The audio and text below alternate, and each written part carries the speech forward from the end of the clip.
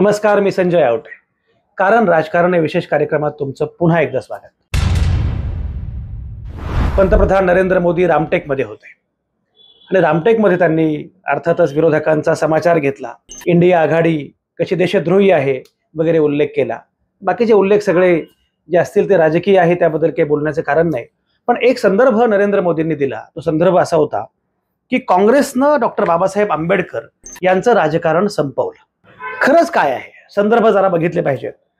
काँग्रेसनं डॉक्टर बाबासाहेब आंबेडकर यांचं राजकारण संपवलं असं नरेंद्र मोदी म्हणाले. असं कायम म्हटलं जातं की गांधींनी आंबेडकरांना संपवण्याचा प्रयत्न केला. असं कायम म्हटलं जातं की पंडित नेहरूंनी आंबेडकरांना संपवण्याचा प्रयत्न केला. गांधी विरुद्ध आंबेडकर, गांधी विरुद्ध आंबेडकर, आंबेडकर विरुद्ध नेहरू, अशा प्रकारची मांडणी सातत्यानं केली जात असते. खरंच नक्की काय घडलं, काय घडलं होतं, संदर्भ काय आहेत, हे मुद्दाम सांगणं आवश्यक आहे. लोकांची स्मरणशक्ती फार तात्पुरती असते, तोकडी असते. त्यामुळे जुने संदर्भ अनेकांना आठवत नाहीत.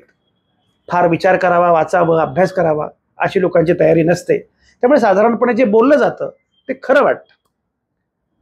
हे खरंच आहे की गांधी आणि आंबेडकर यांच्यामध्ये संघर्ष होता. हे खरंच आहे की काँग्रेसला डॉक्टर बाबासाहेब आंबेडकरांनी विरोध केला होता, कारण त्यांचा राजकीय पक्ष वेगळा होता. दोन राजकीय पक्ष वेगळे असतील तर राजकीय भूमिका वेगळ्या असणार आणि त्यामुळे वेगळ्या राजकीय पक्षांनी त्या पद्धतीनं एकमेकांवर टीका करणं हे स्वाभाविक आहे. पण प्रत्यक्षात काय घडत होतं हे मुद्दाम समजणं आवश्यक आहे. म्हणून काही नोंदी मुद्दाम मी करतोय, कारण मी नेहमी सांगतोय डिजिटल मेमरी नावाची गोष्ट असते. त्यामुळे केवळ आजच नाही, 10 वर्षांनी, 20 वर्षांनी, 50 वर्षांनी, 100 वर्षांनी सुद्धा लोकांना माहिती असलं पाहिजे गांधी आणि आंबेडकर यांचं नातं काय होतं. लोकांना माहिती असलं पाहिजे नेहरू आणि आंबेडकर यांचं नातं काय होतं आणि खरोखरच काँग्रेस आणि आंबेडकर यांचा परस्पर संबंध नक्की कसा होता हे समजणं पण आवश्यक आहे. म्हणून मुद्दाम काही नोंदी जाणीवपूर्वक करतो. एक विधान तुम्हाला मी सांगतो. हे विधान हे आहे 12 एप्रिल 1929च्या बहिष्कृत भारतमध्ये डॉक्टर बाबासाहेब आंबेडकरांचा लेख आहे. डॉक्टर बाबासाहेब आंबेडकरांनी बहिष्कृत भारतमध्ये हा जो लेख लिहिला आहे, तो लेख तुम्हाला, त्या लेखातले काही मुद्दे, काही वाक्य मी मुद्दाम उद्धृत करतो, वाचून दाखवतो. हिंदू समाज कल्पनातीत कोडगा आहे. परिवर्तनवादी विचार प्रदर्शित करणाऱ्या माणसाला तो उच्च स्थानी बसवेल, पण आपला पूर्वीचा कार्यक्रम तसाच कायम ठेवेल. याची साक्ष गौतम बुद्धांपासून महात्मा गांधींपर्यंतच्या काळाचा इतिहास देईल. बुद्धांनी जातीभेदाचा निषेध केला, धर्मकांडाचा फोलपणा प्रतिपादिला, तरी सुद्धा हिंदू समाजानं त्याला देवाचा अवतार बनवून त्याचीच शिकवण धाब्यावर बसवली. आज महात्मा गांधींशी हिंदू समाज तेच वर्तन करत आहे. मोठमोठ्या धर्मसुधारकांना आणि समाजसुधारकांना आपल्या पोटात जिरवून टाकण्याची हातोटी हिंदू समाजाला पुरातन काळापासून साधलेली आहे. 12 एप्रिल 1929च्या बहिष्कृत भारतमध्ये बाबासाहेबांचा हा लेख आहे. याचा अर्थ गांधींबद्दलची त्यांची भूमिका काय होती हे यातून समजावं. सगळ्यात महत्त्वाची गोष्ट, 25, 26, 27 डिसेंबर 1927 या 3 दिवशी महाडला सत्याग्रह झाला आणि त्यामध्ये बाबासाहेबांनी मनुस्मृतीचं दहन केलं. हा सत्याग्रह जो झाला, त्या सत्याग्रहामध्ये एक सभामंडप होता आणि सभामंडपामध्ये कुठलीच तसबीर नव्हती, फक्त एकच तसबीर होती. ती होती महात्मा गांधींची. ही महात्मा गांधींची तसबीर त्या सत्याग्रहाच्या सभामंडपाच्या तिथे ठेवली होती खुद्द बाबासाहेब आंबेडकरांनी. आणि हे मी सांगत नाही, बहिष्कृत भारतमध्ये हा सगळा उल्लेख आहे. खरं म्हणजे बाबासाहेब हे महात्मा गांधींपेक्षा 22 वर्षांनी धाकटे. मात्र दोघांचं हे भारतातलं राजकीय सामाजिक काम हे साधारणपणे एकाच सुमारास सुरू झालं. 1920 ते 1930 अशा 10 वर्षात उद्दिष्ट म्हणून बाबासाहेब गांधींपासून फार दूर नव्हते असं दिसतं. हिंदू धर्मातल्या सुधारणा हा दोघांच्या या आस्थेचा, ध्यासाचा मुद्दा होता. बाबासाहेब अस्पृश्यांना केंद्रबिंदू मानून हा मुद्दा मांडत होते, तर गांधी हिंदू धर्मातल्या सवर्णांना आवाहन करत होते. त्यातून केंद्रबिंदू एक असूनही दोघांच्या राजकारणाच्या दिशा मात्र वेगळ्या होत्या. त्याशिवाय काही मतभेद होतेच. दोन वेगळे नेते, दोघांचे पक्ष त्या अर्थानं वेगळे, राजकीय भूमिका वेगळ्या, त्यामुळे मतभेद होते, हे काही नाकारण्याचं कारण नाही. हिंदू धर्मात मी जन्माला आलो तरी हिंदू म्हणून मरणार नाही, अशी घोषणा बाबासाहेबांनी केली येवल्यामध्ये 1935 मध्ये. त्यापूर्वी बाबासाहेबांनी खरं म्हणजे बरेच प्रयत्न करून पाहिले. महाडचा सत्याग्रह झाला, चौदार तळ्याचा. महाडमध्येच मनुस्मृतीचं दहन झालं. 1930 मध्ये काळाराम मंदिरामध्ये सत्याग्रह झाला. तेव्हाही काळारामाचे दरवाजे बाबासाहेबांसाठी उघडले गेले नाहीत. आणि मग मात्र 1935 मध्ये बाबासाहेबांनी घोषणा केली येवल्यामध्ये. 13 ऑक्टोबर 1935 रोजी नाशिक जवळच्या येवल्यात ही घोषणा केली, हिंदू धर्मात जन्माला आलो पण हिंदू म्हणून मरणार नाही. पण तेव्हा आपण कुठल्या वाटेनं जाणार हे मात्र त्यांनी घोषित केलं नव्हतं. पण बाबासाहेब बुद्धाच्याच वाटेनं जाणार हे जवळपास निश्चित होतं. त्यांचं चरित्र पाहिलं म्हणजे ते जाणवतं.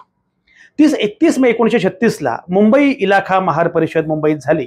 या परिषदेमध्ये धर्मांतराच्या निर्णयावर शिक्कामोर्तब झालं, कारण तोपर्यंत बाबासाहेबांचा पुरेसा भ्रमनिरास झाला होता. अस्पृश्यांनी बौद्ध धर्मात प्रवेश केला तरीही व्यावहारिक अर्थानं त्यामुळे काही फरक पडणार नाही, कारण हिंदू समाज त्यांना आपल्यातच गिळंकृत करून टाकेल असं 1929 मध्ये सांगणाऱ्या बाबासाहेबांनी शेवटी मात्र 1956 मध्ये बौद्ध धर्मात प्रवेश केला. ते स्वाभाविक होतं. कडव्यांनी त्यांच्यासमोर अन्य पर्याय ठेवला नाही. अशाच कडव्यांनी गांधींचा खून केला. तरीही गांधी अखेरपर्यंत सवर्ण हिंदूंना आवाहन करत राहिले आणि बाबासाहेबही हिंदू कोड बिलासारखे प्रयत्न करत राहिले. दोघांनी प्रयत्न सारखेच केले. म्हणून कडव्या सवर्णांनी गांधींचा खून केला आणि कडव्या सवर्णांनी बाबासाहेबांना हिंदू धर्माच्या बाहेर काढलं. दोघे एकत्र होते हे लक्षात घेतलं पाहिजे. 1929 मध्ये महात्मा गांधींचं मोठेपण मान्य करताना बाबासाहेब म्हटले होते, गांधीपंथी लोकांकडे दृष्टी फेकली तर आपल्याला काय दिसून येतं? गांधींच्या किती अनुयायांनी अस्पृश्यता निवारणासाठी मनपूर्वक प्रयत्न केले आहेत. प्रयत्न केले नाही तितकेच नाही, अस्पृश्यता निवारणाच्या प्रयत्नांना विरोध करण्यासही त्यातल्या बहुतेकांनी कमी केलेलं नाही. गांधी या प्रयत्नात एकाकी पडतायत, पण ते प्रयत्न करतायत याचं भान बाबासाहेबांना होतं. गांधीची ही कळकळ किती असावी.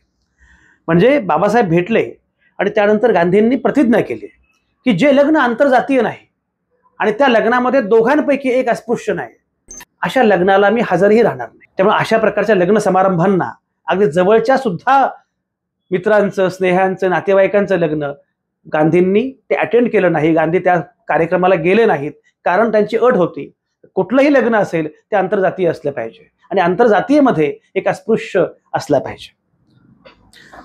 पण शेवटी असं आहे की बहुसंख्याक समुदायाला सोडून देणं सुद्धा गांधींसारख्या नेत्याला शक्य नव्हतं आणि शोषित समुदायाला एकाकी सोडणं बाबासाहेबांना शक्य नव्हतं. ते दोघे वेगळे झाले असतील, त्यांच्या वाटा वेगळ्या झाल्या असतील, पण पुढं मात्र हे वेगळे रस्ते संविधानाच्या चौकामध्ये एकत्र आले. हा प्रवास फार छान आहे. म्हणजे सुरुवातीला हे एकत्र होतेच. 1927 मध्ये महाडच्या सत्याग्रहाच्या सभा मंडपामध्ये बाबासाहेब त्या मंडपात तस्वीर ठेवतात महात्मा गांधींची. पुढे संबंध बिघडतात, अनेक गोष्टी होतात, पण तरीही संविधानाच्या चौकामध्ये मात्र दोघेही पुन्हा एकत्र येतात. स्वातंत्र्यानंतर बाबासाहेबांना घटना परिषदेवर नियुक्त करून गांधींनी एक महत्वाचं काम केलं असं म्हटलं पाहिजे. 15 ऑगस्ट 1947 या दिवशी बाबासाहेब पंडित नेहरूंच्या मंत्रिमंडळामध्ये सहभागी झाले. काँग्रेसच्या वतीनं बाबासाहेब घटना परिषदेमध्ये आले. बाबासाहेबांचं मोल गांधींना ठाऊक होतं. नेहरूंच्या उद्दिष्टांच्या ठरावावर बाबासाहेबांनी केलेलं अमोघ भाषण, अभ्यासपूर्ण भाषण गांधींनी ऐकलं, नेहरूंनी ऐकलं. त्यांची खात्री पटली की हे काम केवळ आणि केवळ बाबासाहेबच करू शकतात. बाबासाहेबांच्या प्रतिभेचा, बाबासाहेबांच्या प्रज्ञेचा अन्य नेता आपल्या पाशी नाही. त्यामुळे बाबासाहेब अर्थातच तिथे आले आणि त्यामुळे 27 ऑगस्टला त्यामुळेच बाबासाहेब मसुदा समितीचे अध्यक्ष झाले. 1947 ते 1951 असे गांधी किंवा नेहरूंसोबत आंबेडकर होते. बाबासाहेबांची राज्यघटनेबद्दलची काही निवडक विधानं उद्धृत केली जातात. एकूणच निवडक विधानं उद्धृत करणं इतिहासामधली हा आपला आवडता खेळ आहे. पण प्रत्यक्षात मात्र सामाजिक समतेचा उद्घोष करणारं, स्वातंत्र्य, समता, बंधुता, लोकशाही, समाजवाद, धर्मनिरपेक्षता या मूल्यांना अधोरेखित करणारं संविधान जे बाबासाहेब देऊ शकले, त्या प्रक्रियेमध्ये गांधी आणि नेहरू बाबासाहेबांच्या सोबत होते. बाबासाहेब या संविधानाचे शिल्पकार होते. पुढे नेहरू आणि आंबेडकर यांच्यामध्ये पण व्यक्तिगत संघर्ष झाला असं दिसतंय. त्यामध्ये व्यक्तिगत मुद्दे होते, राजकीय मुद्दे होते, धोरणात्मक मुद्दे होते, दोघांचे वेगळे पक्ष होते. असे मतभेद स्वाभाविक मानले पाहिजेत. पण यातून एक लक्षात येतं की बाबासाहेबांचं एकूण राजकीय आयुष्य 35 वर्षांचं मानलं तर अगदी सुरुवातीची आणि निर्णायक अर्थानं अखेरची अशा दोन्ही काळात बाबासाहेब हे महात्मा गांधींसोबत होते, पंडित नेहरूंसोबत होते. शिवाय बाबासाहेब गांधींपासून दुरावले त्याला गांधींपेक्षाही गांधीवाद्यांना आणि तेव्हाच्या काँग्रेसला जबाबदार मानलं पाहिजे. यात काही शंका नाही. जो हिंदू समाज गांधींना डोक्यावर घेतोय आज, तोच गांधींना खाऊन टाकणार आहे. ही डॉक्टर आंबेडकरांची भीती बरोबर ठरली असंही मानलं पाहिजे. पण ती भीती समोर असताना सुद्धा परंपराग्रस्त हिंदूंवर विश्वास ठेवून त्यांना आवाहन करणं, त्यांना बदलासाठी उद्युक्त करणं, हे करण्याशिवाय गांधींसमोर सुद्धा काही पर्याय नव्हता, हेही लक्षात घेतलं पाहिजे. काही मुद्दे महत्वाचे आहेत. म्हणजे गांधी, नेहरू आणि आंबेडकर यांच्या अनुषंगानं जेव्हा मुद्दे येतात आणि लोकांना गांधी विरुद्ध आंबेडकर अशी कुस्ती लावायला फार आवडतं. बरी कुस्ती लावणारे अनेकदा म्हणजे काँग्रेस विरोधी असतातच, पण तेवढेच अनेकदा गांधीवादी पण असतात, आंबेडकरवादी पण असतात. आंबेडकरवाद्यांना सुद्धा गांधी विरुद्ध आंबेडकर हा सिद्धांत मांडायला फार आवडतं. नेहरू विरुद्ध आंबेडकर हा सिद्धांत मांडायला अनेकदा अनेकांना आवडतं. 3 मुद्दे प्रामुख्याने मांडले जातात. पहिला जो मुद्दा आहे तो आहे पुणे करार, दुसरा आहे हिंदू कोड बिल, तिसरा आहे राज्यघटनेचा प्रवास. या 3 संदर्भांमध्ये बघितलं पाहिजे की गांधी आंबेडकर, नेहरू आंबेडकर संबंध नक्की कसे होते. बघूया नक्की काय घडलं या संदर्भात. पहिला पुणे करार. अस्पृश्यांसाठी स्वतंत्र मतदारसंघाची मागणी बाबासाहेबांनी केली होती. गांधींनी त्याच्या विरोधात उपोषण केलं. अखेर बाबासाहेबांनी गांधींची भूमिका मान्य केली. त्यामुळे 1932 मध्ये पुणे करार झाला. मुळामध्ये अस्पृश्यांसाठी स्वतंत्र मतदारसंघ हवेत अशी मागणी बाबासाहेबांनी तेव्हा केली होती, हे खरं, यात काही शंका नाही. पण मग 3 मुद्दे उपस्थित होतात. पहिला मुद्दा आहे की सायमन कमिशन समोर बोलताना बाबासाहेबांनी अल्पसंख्य समुदायांसाठी स्वतंत्र मतदारसंघ नकोत तर राखीव जागा हव्यात अशी मागणी का केली असेल. कारण सायमन कमिशन समोर बाबासाहेबांनी हीच मागणी केली होती. संविधान तयार होत असताना अशा स्वरूपाची मागणी बाबासाहेबांनी लावून का धरली नाही. मुस्लिमांना विभक्त मतदारसंघ देणारा लखनौ करार जो टिळकांनी केला त्याला बाबासाहेबांचा विरोध का होता. अस्पृश्यांना स्वतंत्र मतदारसंघ दिल्यामुळं अस्पृश्य हे पूर्णपणे स्पृश्य हिंदूंपासून दुरावतील ही भीती गांधींना होती. अशी फाळणी गांधींना नको होती. राखीव जागा वेगळ्या आणि अस्पृश्यांसाठी स्वतंत्र मतदारसंघ वेगळे, त्यामुळे पूर्णपणे स्पृश्य आणि अस्पृश्य अशी फाळणी होईल. म्हणजे तुमचा मतदारसंघ कुठला हे कळलं की तुम्ही अस्पृश्य आहात. एक वेगळ्या प्रकारचं. आणि जे झालं म्हणजे मुस्लिमांसाठी वेगळे मतदारसंघ दिले गेले, त्यातून पुढे काय झालं आपल्याला माहिती आहे की मुस्लिमांच्या संदर्भामध्ये वेगळा देशच पुन्हा निर्माण झाला. अशा प्रकारची फाळणी गांधींना नको होती. पुणे करार झाल्यामुळं झालं काय, अस्पृश्यांना 151 जागा मिळाल्या, पार्लमेंटमध्येही जागा मिळाल्या. जातीय निवाड्याप्रमाणे त्या फक्त 78 मिळणार होत्या. शिवाय पार्लमेंटमध्ये जागा मिळणार नव्हत्याच. जातीय निवाडा एका अर्थाने बाबासाहेबांनाही नको होता. पुणे करार झाल्यानंतर बाबासाहेबांनी जाहीरपणे सांगितलं की आता यामुळे आपल्याला अपेक्षेपेक्षा अधिक मिळालं आहे, हे न्याय्य आहे, याचं आपण स्वागत करतो. पुणे कराराला 1 वर्ष पूर्ण झाल्यानंतर आणि पुन्हा 2 वर्ष पूर्ण केल्यानंतर तो विजय दिन साजरा केला गेला. तेव्हा बाबासाहेब आणि महात्मा गांधी या दोघांच्या प्रतिमा तर होत्याच, पण दोघांचे जय जयकार पण होत होते. बाबासाहेबांना सुद्धा अस्पृश्यांना वेगळं पाडणं नको होतं. पण सगळ्यात महत्त्वाचं म्हणजे अस्पृश्यांचा मुद्दा देशाच्या स्तरावर केंद्रबिंदू व्हायला पाहिजे होता. राष्ट्रीय राजकारणामध्ये अस्पृश्यांचा मुद्दा हा प्रभावीपणे पुढे यायला पाहिजे होता. तो प्रयत्न बाबासाहेबांनी केला आणि त्यामुळे तो मुद्दा तेवढ्या प्रभावीपणे पुढे आला, हे सगळ्यात महत्त्वाचं. गांधींनी पण या निमित्तानं स्पृश्य हिंदूंना सांगितलं की अस्पृश्यता पाळणारे लोक हे या स्वराज्याला लायक नाहीत. तुम्हाला स्वराज्य हवं असेल तर तुम्ही माणसांमध्येच असे भेद करणं हे तुम्हाला चालणार नाही आणि अशा प्रकारचे लोक स्वराज्यासाठी, नव्या देशासाठी पात्र नाहीत. गांधींना एकाच वेळी स्पृश्य हिंदूंना बरोबर घेऊन जायचं होतं, त्यामुळे त्यांची परिभाषा काही वेळा वेगळी भासते. पण गांधी सुद्धा परिवर्तनवादी होते, हे लक्षात घेतलं पाहिजे. त्यांच्या भूमिकेची अपरिहार्यता आणि एका अर्थाने व्यापकता लक्षात घेतली पाहिजे. शेवटी दोघांच्याही, बाबासाहेब आणि महात्मा गांधी या दोघांच्याही संदर्भामध्ये वासाहतिक राजकारणाची एक अपरिहार्यता होती. अनेक संदर्भ होते, त्या सगळ्या संदर्भांमध्ये आपल्याला हे बघावं लागतं. गांधींनी अस्पृश्यांच्या स्वतंत्र मतदारसंघाला विरोध केला असला तरी दलितांना रिप्रेझेंटेशन मिळण्याला कधीही विरोध केला नव्हता, हे लक्षात घेतलं पाहिजे. स्वतंत्र मतदारसंघामुळे अस्पृश्य समाज मुख्य प्रवाहापासून वेगळा झाला असता.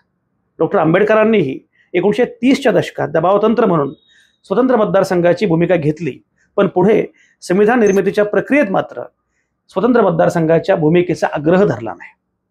राखीव जागांचा पर्याय बाबासाहेबांना मान्य होता आणि 1932 पासून गांधींची भूमिका तीच होती. त्यामुळे पुणे करार झाला आणि त्यानंतर बाबासाहेबांनी सुद्धा गांधींचा उल्लेख आदराने केलेला दिसतो. पुणे कराराच्या वेळी गांधी आणि आंबेडकर यांच्या भूमिका मगाशी म्हटल्याप्रमाणे त्या वासाहतिक राजकारणाचा परिपाक होता. तो त्या दोघांच्याही विचारविश्वाचा गाभा नव्हता. अनेक अपरिहार्यता असतात, हे लक्षात घेतलं पाहिजे, हे मुद्दाम नोंदवायला पाहिजे. दुसरा जो मुद्दा असतो तो असतो हिंदू कोड बिल. महिलांना मानवी अधिकार मिळावेत या मुख्य कारणासाठी बाबासाहेबांनी आपल्या केंद्रातल्या मंत्रिपदाचा राजीनामा दिला. हे अगदी खरं आहे आणि बाबासाहेबांची थोरवी या राजीनाम्यातून अधोरेखित होते. पण ते करताना नेहरूंवर टीकास्त्र सोडणं हे काही बरोबर नाहीये, कारण ते वस्तुनिष्ठ नाहीये. इतिहास काही वेगळं सांगतो, ऐतिहासिक तथ्य काय आहे ते आपण बघितलं पाहिजे. बाबासाहेबांनी हिंदू धर्म सोडण्याचं जाहीर केलं होतं 1935 मध्येच. तरीही हिंदू महिलांसाठी, त्यांच्या न्याय्य हक्कांसाठी ते अखेरच्या श्वासापर्यंत लढत राहिले. हिंदू कोड बिल मंजूर होत नसल्यामुळे बाबासाहेबांनी राजीनामा दिला, हे खरं आहे. त्याला पंतप्रधान म्हणून नेहरू जबाबदार होते, हे पण तसं मानलं पाहिजे. पण दोन गोष्टी. पहिली गोष्ट, हिंदू कोड बिल मंजूर होऊ नये यासाठी हिंदू महासभा आणि राष्ट्रीय स्वयंसेवक संघ यांनी संसदेमध्ये येऊन गोंधळ घातला होता. हे तुम्हाला अनेक जण सांगणार नाहीत. एवढंच नाही, संसदेबाहेर निदर्शनं केली होती. या विधेयकामुळं अनैतिकता वाढेल, संसार संपतील, घटस्फोट वाढतील, महिला अनितिमान होतील, असे या लोकांनी जाहीर केलं. या निदर्शनामध्ये बाबासाहेबांची जात काढली गेली. गोळवलकर गुरुजींची विधानं आणखी भयंकर होती. संघाचं मुखपत्र असलेल्या ऑर्गनायझर या मुखपत्रानं बाबासाहेब आणि नेहरूंच्या विरोधामध्ये प्रचंड टीका सुरू केली होती. मनुस्मृती ही खरी राज्यघटना असताना आणि महर्षी मनू हे राज्यघटनेचे शिल्पकार असताना हा कोण नवा महर्षी राज्यघटनेचा शिल्पकार झालेला आहे? अशा प्रकारे गांधी आणि अशा प्रकारे आंबेडकर आणि नेहरू यांच्यावर टीका केली जात होती. या उलट नेहरूंना तेव्हा हिंदू कोड बिल मान्य करता आलं नसलं तरी पुढे मात्र नेहरूंनीच हे विधेयक मंजूर करून घेतलं. म्हणजे मुळात जेव्हा बाबासाहेबांनी पत्र पाठवलं की मी राजीनामा देतोय हिंदू कोड बिलाच्या मुद्द्यावर, तर नेहरूंनी सुद्धा त्याला उत्तर पाठवलं की आता हे थोडं अडचणीचं आहे. कारण तेव्हा ते साल होतं 1951 आणि सार्वत्रिक निवडणूक, ज्याप्रमाणे आता लोकसभा निवडणूक आहे, पहिली लोकसभा निवडणूक तोंडावर आलेली होती. पहिली लोकसभा निवडणूक तोंडावर आलेली असताना काही गडबड झाली. कारण राष्ट्रपती राजेंद्र प्रसाद होते.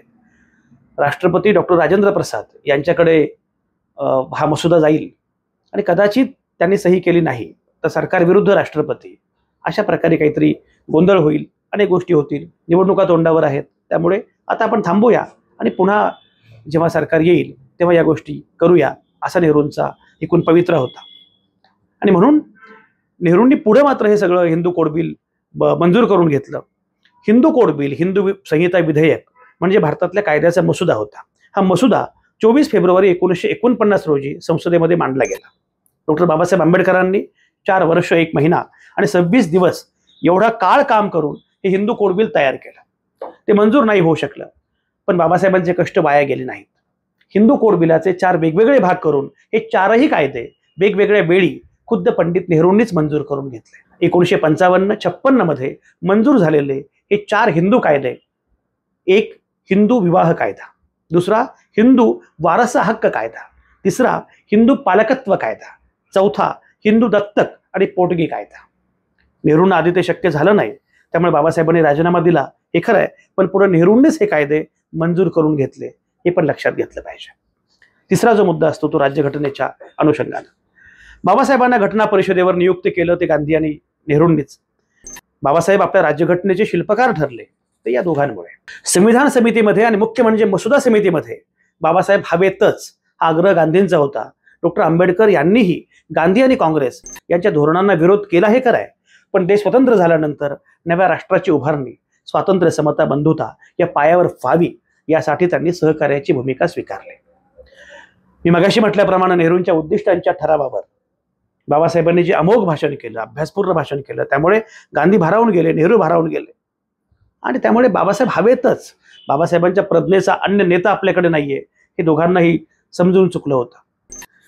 मग बघा, मी बाबासाहेब घटना परिषदेमध्ये यावेत यासाठी काय काय झालं.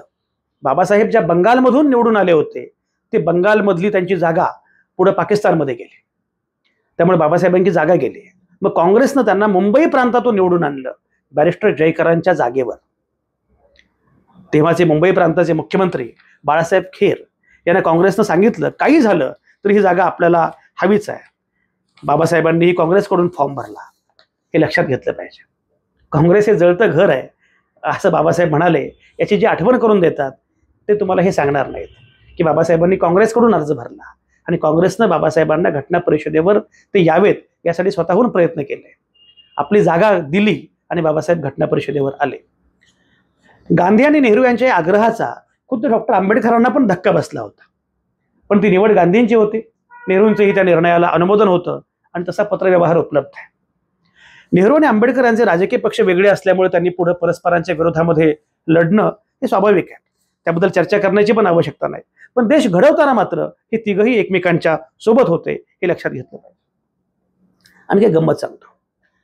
काही पुरावे असे आहेत की डॉक्टर राजेंद्र प्रसादांना स्वतः कायदामंत्री व्हायचं होतं, पण गांधी आणि नेहरूंनी ठरवून बाबासाहेबांना कायदामंत्री केलं. त्यामुळेच बाबासाहेब राज्यघटनेचे शिल्पकार झाले. बाबासाहेब राज्यघटनेचे शिल्पकार झाले, त्यामुळे संविधान निर्माण झालं आणि संविधानामुळेच तुम्ही आणि मी आहोत हे वेगळं सांगण्याची आवश्यकता नाही आहे. पण मुळामध्ये काँग्रेसनं बाबासाहेबांचं राजकारण संपवलं असं पंतप्रधान नरेंद्र मोदी म्हणाले. मला असं वाटतं की हे विधान ऐतिहासिक अनुषंगानं तपासून बघितलं पाहिजे. म्हणून मुद्दाम जरा तपशिलात नीटपणे मी मांडणी केली, संदर्भांसह मांडणी केली. तुम्हाला आणखी काही वेगळं वाटत असेल तर कमेंटमध्ये लिहा. बाकी बोलत राहू, भेटत राहू.